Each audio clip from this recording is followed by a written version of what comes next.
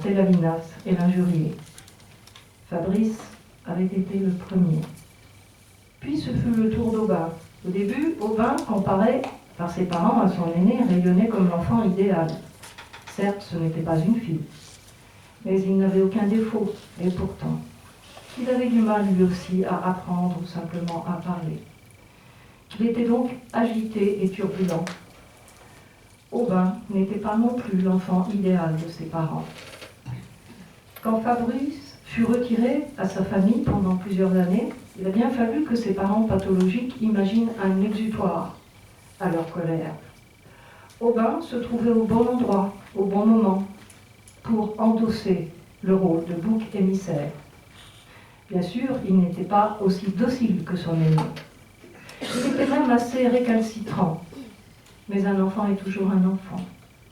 Et pour un enfant, aussi récalcitrant qu'il soit, ses parents sont toujours ses parents,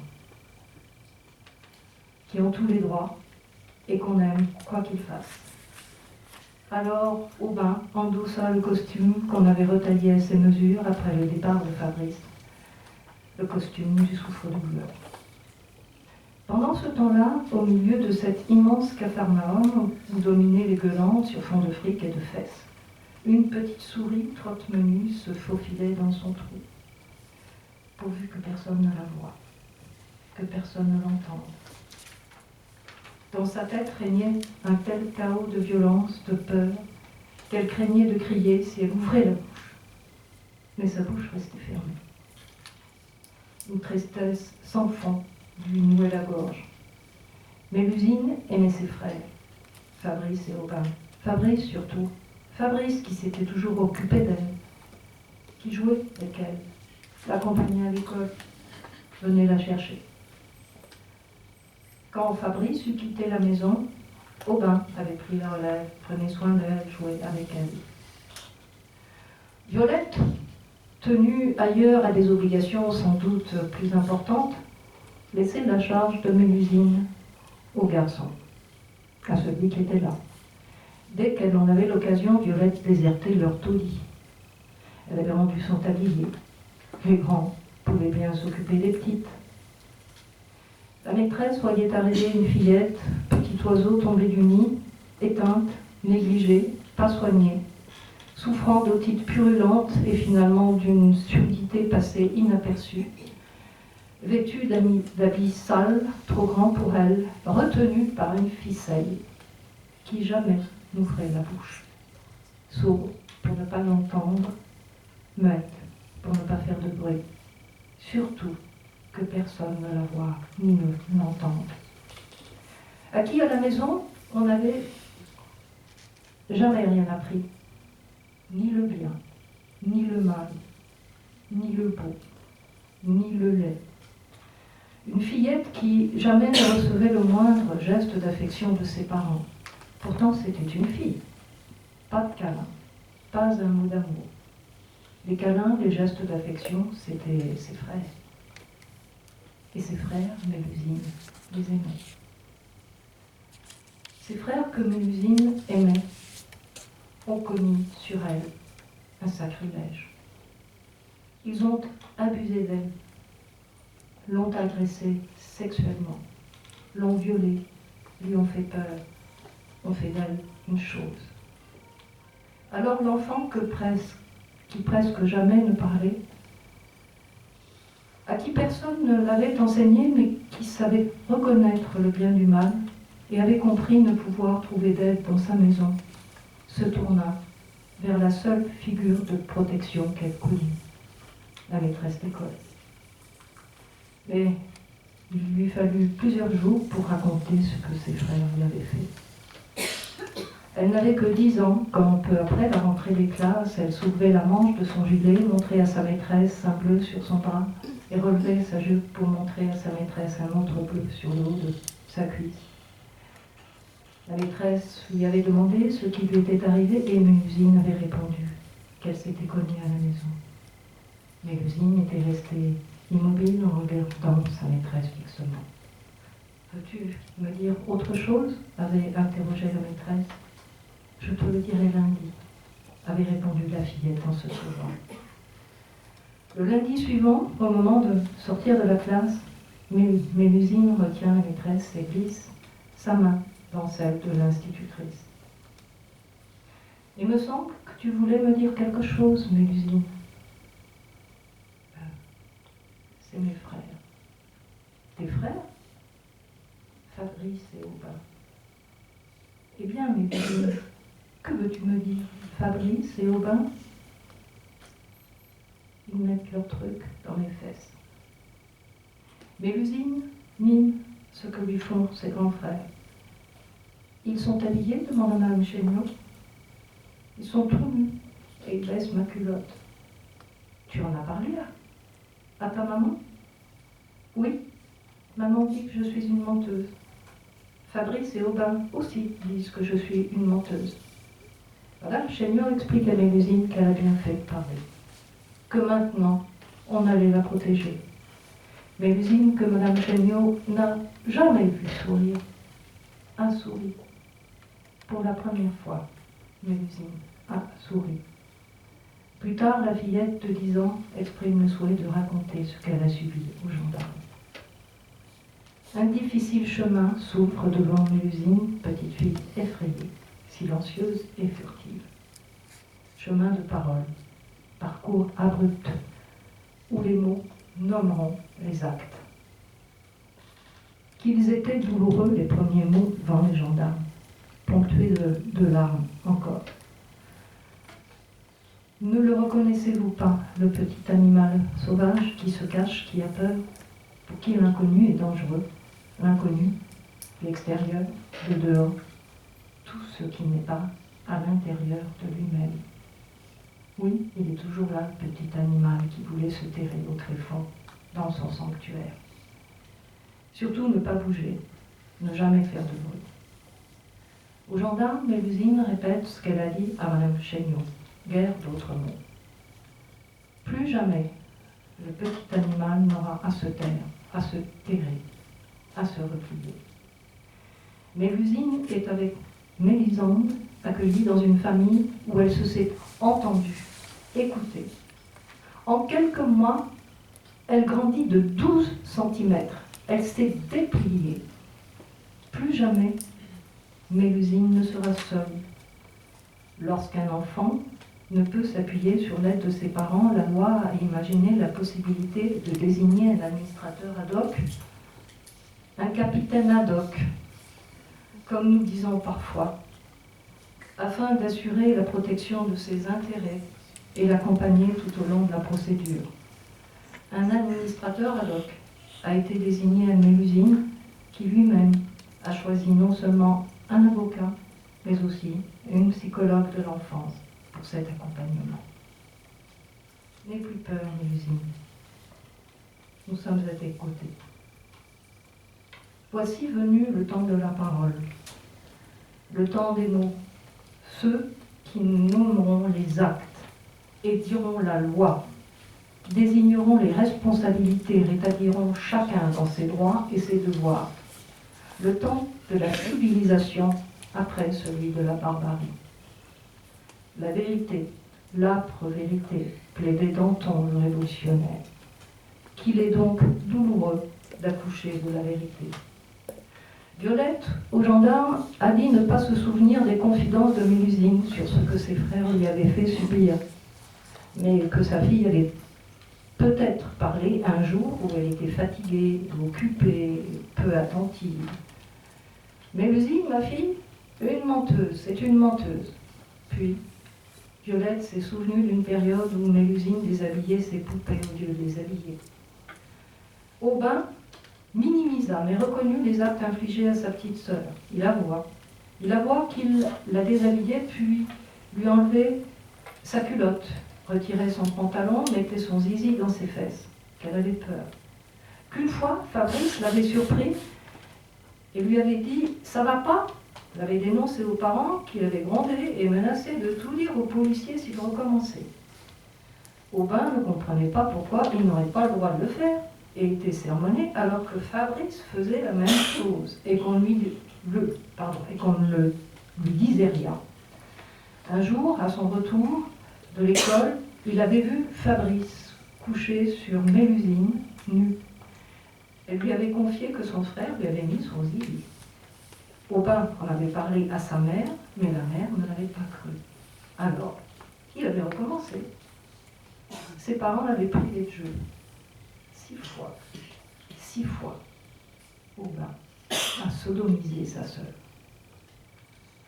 Fabrice tenta de nier, puis expliqua avoir succombé aux provocations de sa sœur, alors âgée de 8 ans. Raconta avoir agi sur un coup de folie, puis avoir. Il avoua que cela s'était produit une 30aine de fois, en l'absence de ses parents, qu'il sodomisait sa sœur pour éviter qu'elle saigne ou tombe enceinte, une 30aine de fois, pendant 2 années. Chaque fois que ses parents s'absentaient, Fabrice a sodomisé sa sœur, dès qu'il le pouvait, pendant 2 ans. Après avoir juré ses grands dieux ne pas être au courant des actes commis par ses fils, Roger a déclaré que Mélusine lui aurait révélé que ses frères l'avaient touché un peu, ce qu'Aubin aurait confirmé un peu, mais le père n'avait pas cru judicieux d'interroger ses garçons, même un peu, estimant que tout cela était faux. La vérité, l'âpre vérité. Imperceptiblement, le petit animal sauvage est sorti de son trou. On a vu apparaître 2 grands yeux attentifs, aux aguets. Dans la famille qui l'accueille, Mélusine dessine, puis se met à parler, et parle de plus en plus. Elle aime apprendre, s'intéresse à l'histoire, celle de Versailles et de la Révolution française, Danton. Nous aussi assistons à son éveil. La découvrant d'abord vulnérable, sur le qui-vive, exprimant des signes d'une souffrance extrême et des blocages peut-être insurmontables. À 10 ans, seule, face à toute sa famille et en dehors de sa famille. Sois tranquille, Mélusine, le capitaine Haddock t'accompagne. Nous doutons qu'elle puisse, sur le chemin du procès, aller au-delà de ce qu'elle a déjà accompli et qui lui a demandé tant d'efforts, quelques mots à l'institutrice, les mêmes mots aux gendarmes. Et pourtant, Mélusine entend qu'elle est une personne, pas un objet, qu'elle a des droits. Convoquée devant le juge d'instruction, Mélusine s'effondre, en larmes. L'audition est interrompue. Nous doutons que l'audition puisse avoir lieu. Pause. Mélusine s'isole quelques minutes, 4 minutes exactement. Revient en disant qu'elle a réfléchi, qu'il faut que toute la vérité soit dite. Alors, Mélusine a mis des mots sur tout ce qu'elle a subi. Les viols, mais aussi les coups de pied qui ont provoqué les hématomes. Les violences exercées par ces 2 dernières années par les frères qu'elle aimait tant et qui parfois l'enfermaient dans les toilettes pour la contraindre. Elle a raconté la peur, les parents qui ne l'écoutaient ni ne l'entendaient.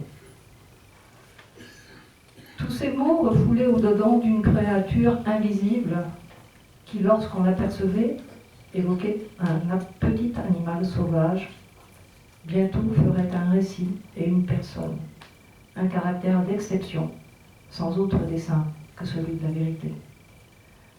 Tant d'épreuves encore, tant de preuves aussi. Elle a dit. Tout son être parle.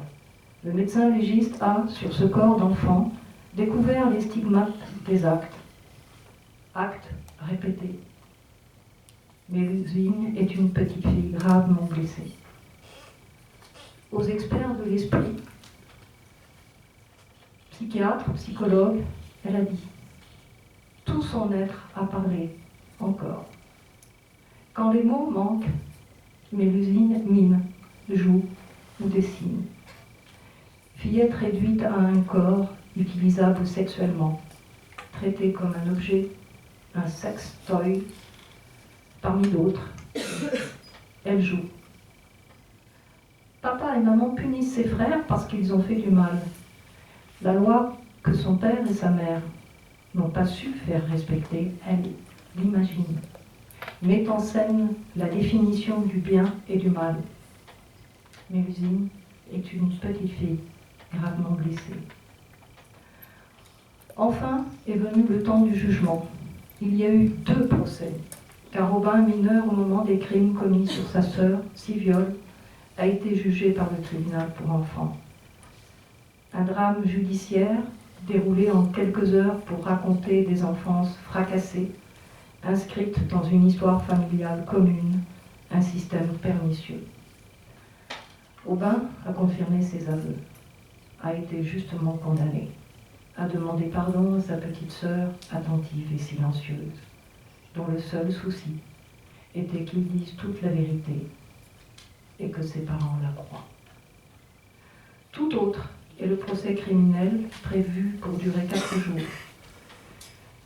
Nous doutons que Mélusine puisse aller au-delà de ce qu'elle a déjà accompli et qui lui a demandé tant de force. Quelques mots à l'institutrice, quelques mots aux gendarmes, la douloureuse audition chez le juge d'instruction, les expertises éprouvantes et toutes ces rencontres avec nous, les ad hoc, psychologues et avocats, chargés de l'informer, de la soutenir et veiller à la défense de ses intérêts.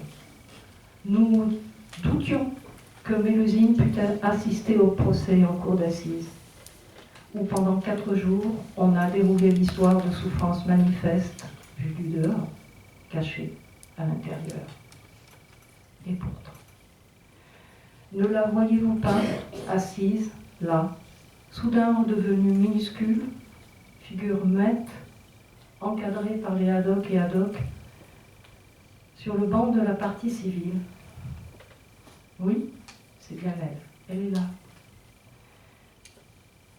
Il est apparu tout au long de ces sombres journées que Mélusine ne mentait pas, qu'elle n'avait jamais menti, que ses frères bien-aimés l'avaient gravement atteinte, que chacun savait ce que l'autre faisait, que même, selon un témoin, Aubin, un jour, en guerre contre son aîné, avait lancé « Ta gueule, où je dis à tout le monde que tu es un pédophile et que tu sautes ta sœur ». Cela, Violette, la mère, le confirma. Violette qui se présenta devant la cour, douloureuse, exsudant des remords autant que des regrets, déclarant avec authenticité qu'elle avait sans doute été une mauvaise mère.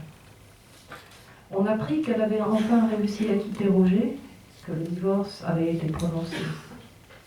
Roger se présenta égal à lui-même, grossier, agressif, irresponsable. Aucune réflexion ne l'avait tenaillé. Pendant 4 jours, la ronde des témoins. Et la vérité, l'âpre vérité. Arriva le moment où le président demanda à Mélusine si elle voulait bien venir à la barre. Certes, elle avait été préparée, avait visité avant le procès cette austère salle d'audience, avait été informée grâce notamment à un livret élaboré spécialement pour les petites victimes par A, psychologue de l'enfance, sur le déroulement et les acteurs du procès criminel. Mélusine a longtemps regardé et gardé le précieux livret. Nous lui avions expliqué ce rituel de justice où le peuple rassemblé, symboliquement le peuple tout entier, peuple souverain, devait juger son frère et dire la vérité, vérité judiciaire. Mélusine, petite fille, sensible et intelligente, avait compris tout cela, mais nous doutions qu'elle pût aller plus loin sur ce chemin d'épreuve, qu'elle pût se lever et s'avancer jusqu'à la barre, sortir de son silence, exposer son histoire, dévoiler ses terreurs, raconter une fois encore les actes endurés. Toutes les personnes présentes partageaient ce doute car les débats avaient levé le voile sur le petit animal sauvage. Souvenez-vous, le petit animal, celui qui a peur, qui se replie, se cache tout au fond de lui-même, dans sa propre maison. Le président encourageait l'enfant d'un regard bienveillant. Il y eut alors un de ces moments indescriptibles, un moment suspendu, inscrit à jamais dans les mémoires, où les choses se passent comme au ralenti, instant de vérité, où s'incarne et devient perceptible le mystère de l'âme humaine. Dans un silence de cathédrale, Mélusine se déplia, s'avança vers la cour. Seul le bruit de ses pas se faisait entendre. Cette scène semblait irréelle. Mélusine marchait droite, avec une fermeté nouvelle. À cet instant, ce que je voyais, c'était un chevalier en armure. Nous nous sommes levés aussi et l'avons escorté, nous les Haddock, petit chevalier en armure avec son escorte. Nous faisions rempart autour de Mélusine qui, bébé, avait servi de rempart à sa mère contre les violences de son père. Nous l'avons accompagnée jusque devant la cour et l'avons physiquement protégée comme nous nous y étions engagés auprès d'elle. Oui, nous faisions rempart contre la peur. Ah, la psychologue, à droite, moi-même, à sa gauche, légèrement en arrière. Et elle a dit. Alors, chacun put entendre le récit, livré d'une voix claire, sûre, déterminée, de la petite fille silencieuse, celle qui jamais ne parlait, qui toujours se cachait. Dans ce lieu clos de la cour d'assises, traversé par une émotion palpable, une héroïne de tragédie s'était levée et déroulait le témoignage d'une vie déjà profondément écorchée, récit d'effroi, qui hante couramment les lieux de la justice criminelle, connaît ces moments où chacun est frappé par l'évidence que tout est dit, ces moments où quelque chose de la vérité émerge, qui parfois fait basculer le procès. Cette fois-là, ce moment fut le moment où Mélusine déposa, sobrement, d'une voix nette, juste, ce que chacun vit et entendit alors, sans le moindre doute possible, était l'expression de la vérité, vérité sans phare, sans excès, sans haine. Les jurés, comme l'ensemble des professionnels présents, étaient saisis par cette figure de courage et ce sens inné de la justice incarnée dans une si petite fille. Tout était dit. Le président interrogea Fabrice à la suite de Mélusine. Fabrice reconnut tous les crimes dont on l'accusait. Mélusine ne mentait pas. Comme Aubin, avant lui, Fabrice demanda pardon. Alors qu'il déposait, Mélusine dessinait, comme souvent, au long de ces années. Mais le dessin qu'elle fit ce jour-là était plus élaboré que les précédents. Pour la première fois, elle l'avait daté. Date de la vérité dite. Pour la première fois, elle avait écrit son nom de famille. La leçon de courage donnée par une fillette, à elle aussi, fut profitable. Le poids sur ses épaules s'était en quelque sorte dissipé. Elle se sentait plus légère. Nous l'avions vue se redresser comme un petit chevalier en armure avec son escorte. L'avocat général, rendant un bel hommage à sa bravoure, évoqua une princesse de conte de fées, accompagnée de ses deux marraines. Et pourtant, elle avait subi l'inceste, le viol, dans un silence assourdissant auprès d'une famille délétère. Le viol est un crime d'une gravité extrême, aux conséquences incalculables, souvent à retardement. Ceux qui ont eu la chance de croiser son chemin, remplis d'admiration, conservent le souvenir d'une petite fille qui, face à l'adversité, se bat avec la vaillance des preux. Alors que nous attendions avec elle le verdict, nous nous rendîmes à mon cabinet. Mélusine m'avait à moi aussi envoyé un dessin sur lequel, avec des couleurs, elle avait tracé nos deux prénoms. Ce dessin, encadré, est accroché au mur sous une gravure représentant Rouget de Lille chantant la Marseillaise pour la première fois à Strasbourg, chez le maire de Dietrich, le 25 avril 1792, d'après un tableau d'Isidore Pils. Mélusine était heureuse de découvrir son dessin en bonne place, mais plus encore de constater la proximité de son dessin avec la gravure représentant un épisode de l'histoire de la Révolution française. Mélusine connaît cette partie de notre histoire et aussi la Déclaration des droits de l'homme et du citoyen. Je me souviens comme d'un moment de pure magie, de cette conversation entre une toute petite fille et son avocat, où il fut question d'Olympe de Gouges, de sa déclaration des droits de la femme et de la citoyenne, et de la déclaration des droits de l'enfant. À cet instant, Mélusine, je t'ai vu, enfant, encore, citoyenne, déjà. Le peuple souverain déclara Fabrice coupable et le condamna pour ses crimes. Ainsi fut le verdict, et fut-il dit conformément à la vérité. Vere dictum, verdict. Mélusine rétablie à sa juste place, enfin. Elle n'est certes plus le petit animal sauvage qui avait peur, se repliait, se cachait toutefois en lui-même dans sa propre maison, veillant à ne faire aucun bruit. Mais il lui faudra encore beaucoup de temps pour penser, penser avec un A, penser avec un E, toutes ses plaies. Elle devra encore et encore se battre comme elle a appris à le faire pour elle-même et pour les autres. Car Mélusine se bat pour les autres comme pour elle-même. Elle a adressé un courrier au juge des enfants pour que sa petite sœur Mélisande bénéficie d'une protection égale à la sienne. Le juge lui a donné raison. Mélusine se bat. Elle se bat contre la fatalité, contre le déterminisme inscrit dans le marbre d'une histoire qui serait irrévocablement écrite pour chaque membre de sa famille. Mélusine se bat. D'une scolarité aménagée, elle est passée à une scolarité classique, faisant preuve une fois encore d'une détermination exceptionnelle. Mélusine, celle par qui la vérité advint. Mélusine, que nous avons escortée dans ces moments difficiles et dont nous sommes, c'est vrai, un peu les marraines, nous, les Haddock et Haddock.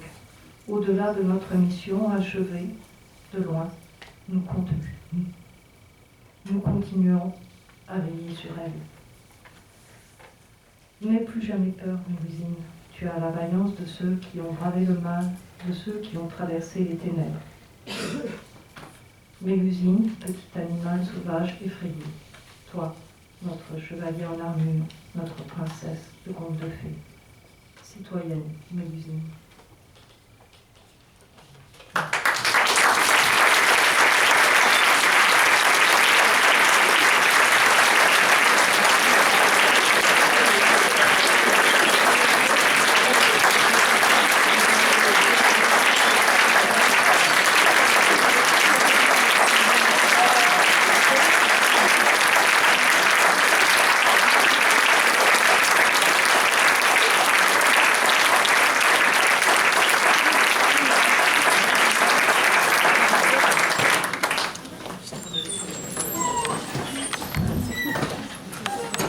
Madame la Présidente, merci Béatrice.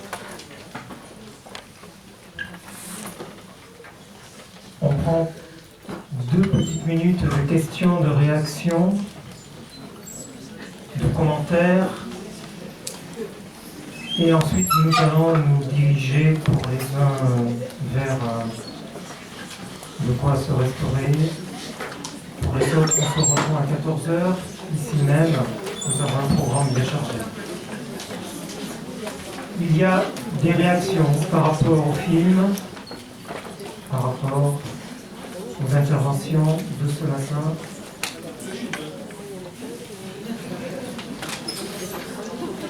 Merci Alain.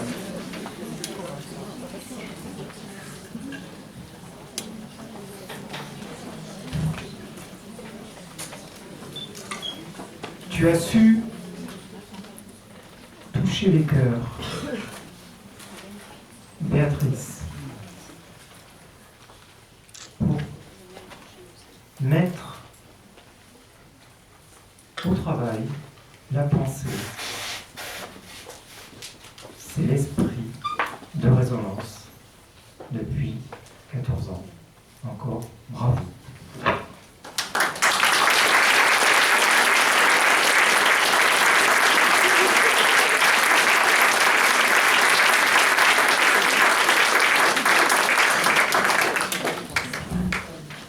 À tout à l'heure.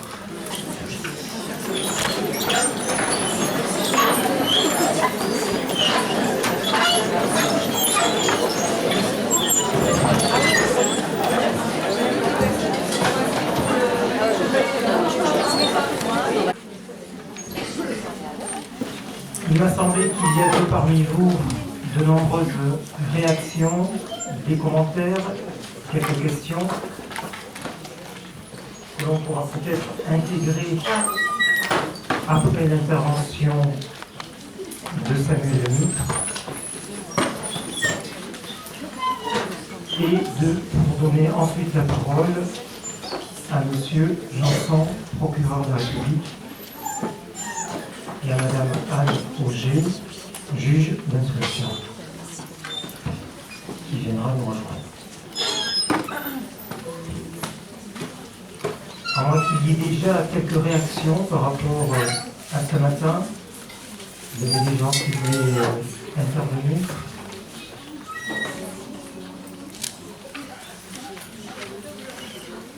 Non.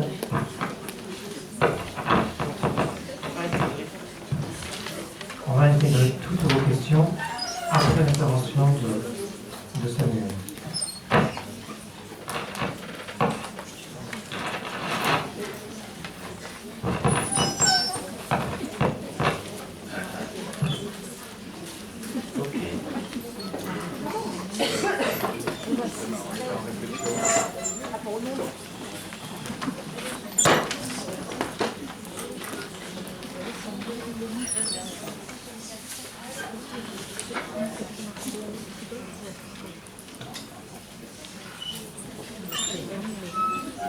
Est-ce que je peux aller plus loin? Oui.